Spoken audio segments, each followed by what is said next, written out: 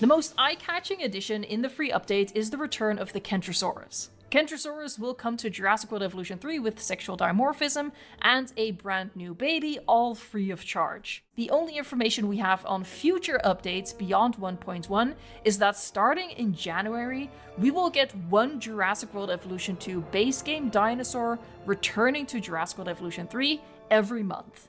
So in November, it's Kentrosaurus, then a species with family unit in January, one in February, and so on and so forth.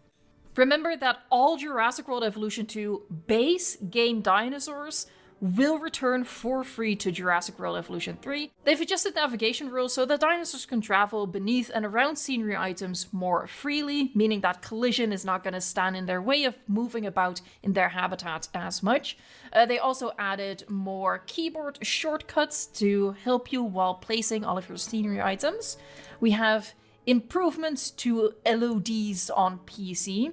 They've added some settings, but I think most importantly is they've improved the level of detail for feathered dinosaurs on lower spec hardware. The next point on the list, you might know how important it is to me because I featured it in my video from Monday, and that is that they've removed the limit for how many arrival buildings and other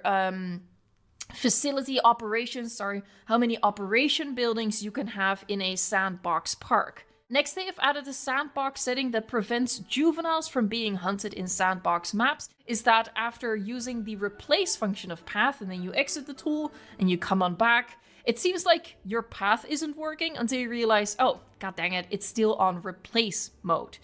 They've switched that around. We have two improvements for the dinosaur encounter attraction, starting with a new animation that the guests scatter food for the baby animals to pick up, and they've also adjusted the frequency of the dinosaurs entering the dinosaur encounter attraction. They've added new help screens specifically for the alternative camera controls and foundation floor pieces. But this last point here is created new biome filter label for foliage scenery items. For now, they've tackled the complexity meter on three fronts. Memory optimization to improve complexity meter limits on sandbox and challenge parks, save game optimizations to increase complexity meter limits on campaign levels, and performance optimizations to improve complexity meter limits on dinosaur intensive parks. They've also added an override performance limits option to the gameplay settings menu. This opt-in setting frees up space in the complexity meter where performance limits can be overridden by allowing frame rates to drop. Next week,